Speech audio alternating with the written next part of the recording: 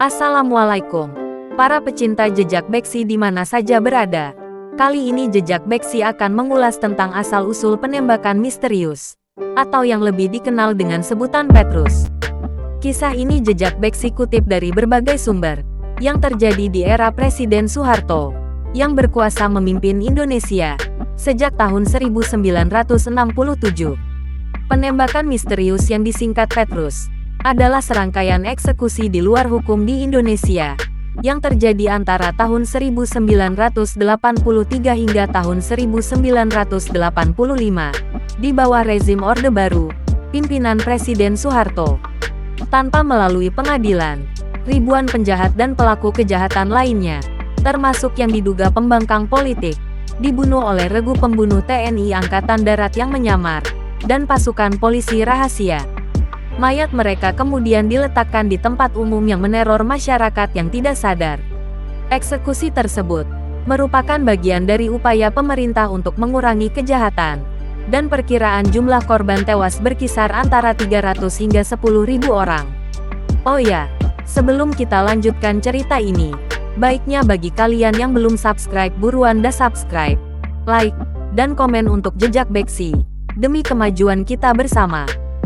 Penembakan misterius atau Petrus, merupakan kasus yang terjadi antara tahun 1983 hingga tahun 1985, atau pada masa Orde Baru. Peristiwa ini termasuk dalam golongan kasus pelanggaran hak asasi manusia, karena telah mengadili seseorang tanpa melalui proses hukum. Pelanggaran hak asasi yang dilakukan dalam Petrus adalah menghakimi siapa saja yang dinilai sebagai pelaku kriminal atau kejahatan, seperti preman, perampok, dan lain-lain. Pada tahun 1983, tercatat sebanyak 532 orang tewas dan 367 tewas, karena luka tembak diduga korban penembakan misterius. Kemudian, pada tahun 1984, ada 107 tewas dan pada tahun 1985 sejumlah 74 orang tewas. 28 diantaranya tewas karena ditembak. Latar belakang Petrus, pada awal tahun 1980-an, telah banyak ditemukan warga Indonesia yang tewas, bahkan kian tahun terus meningkat. Panglima Angkatan Bersenjata Indonesia, Jenderal Leonardus Benyamin Murdani, mulanya menyalahkan kasus pembunuhan ini kepada geng. Berawal dari situ, tanpa diberitahukan kepada publik, penembakan misterius dilakukan untuk menekan angka kriminalitas. Operasi ini rencana akan dilakukan bulan Maret tahun 1983 oleh Komandan Garnisun Yogyakarta, Letkol M. Hasbi. Namun, setelah berita ini tersebar, beberapa penjahat menyerahkan diri, beberapa ditembak, ada yang melarikan diri, dan yang lainnya berhenti melakukan kejahatan. Ternyata, peristiwa Petrus ini membuat angka kejahatan menurun secara signifikan, khususnya tahun 1983. Kejahatan kekerasan di Yogyakarta menurun dari 57 menjadi 20 dan Semarang menurun dari 78 menjadi 50. Berkat keberhasilan ini, pemerintah terus melanjutkan Petrus. Intelijen polisi memberi Komandan Garnisun daftar orang-orang yang termasuk jadi tersangka kejahatan. Garnisun kemudian membuat daftar baru, dan mengeluarkan ultimatum publik kepada semua galis, atau preman, untuk segera menyerah ke markas Garnisun, tanpa perlu menyebutkan nama. Mereka yang merasa preman, harus menandatangani pernyataan setuju menahan diri dari kegiatan kriminal. Jika tidak, mereka akan menghadapi tindakan tegas dari pihak berwajib. Akan tetapi, karena daftar tersebut penuh dengan misteri, tanpa nama, warga mulai bertanya-tanya apakah mereka termasuk penjahat atau tidak. Rupanya, hal ini juga merupakan taktik pengawasan diri, agar orang-orang sadar akan tindakan mereka dan berhati-hati dalam bertindak. Kendati taktik ini berhasil, Soeharto tetap tidak mengakui bahwa aksi pembunuhan dan fakta mengenai Petrus yang sudah terjadi itu dilakukan oleh militer. Bagi Soeharto, para pelaku kriminal yang melawan harus ditembak. Namun, setelah terjadi banyak silang pendapat serta mendapat tekanan dari internasional, operasi ini berakhir pada tahun 1985. Dampak pada kasus Petrus tahun 1983, tercatat sebanyak 532 orang tewas dan 367 tewas karena luka tembak. Kemudian, pada tahun 1984, ada 107 tewas dan pada tahun 1985 sejumlah 74 orang tewas, 28 diantaranya tewas karena ditembak.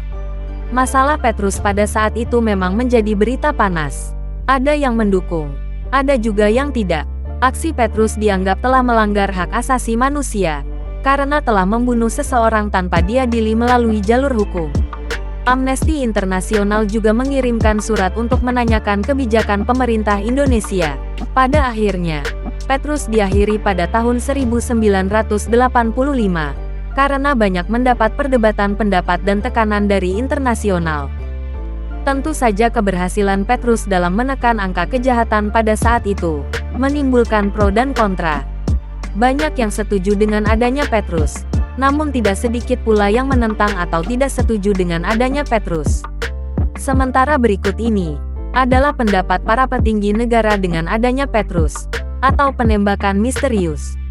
Soeharto dalam buku yang berjudul Soeharto, Pikiran, Ucapan, dan Tindakan Saya, yang terbit pada tahun 1989, dengan tegas menyatakan, tindakan tegas bagaimana? Ya, harus dengan kekerasan. Tetapi, kekerasan itu bukan lantas dengan tembakan, dor, begitu saja. Bukan. Yang melawan, mau tidak mau, harus ditembak. Karena melawan, mereka ditembak. Lalu, ada yang mayatnya ditinggalkan begitu saja. Itu untuk shock terapi, terapi goncangan. Ini supaya orang banyak mengerti bahwa terhadap perbuatan jahat masih ada yang bisa bertindak dan mengatasinya. Tindakan itu dilakukan supaya bisa menumpas semua kejahatan yang sudah melampaui batas perikemanusiaan itu. Maka, kemudian meredalah kejahatan-kejahatan yang menjijikkan itu.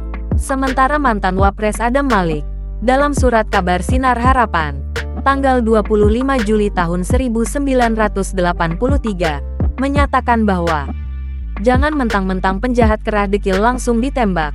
Bila perlu diadili hari ini, langsung besoknya dieksekusi mati. Jadi syarat sebagai negara hukum sudah terpenuhi. Setiap usaha yang bertentangan dengan hukum akan membawa negara ini pada kehancuran.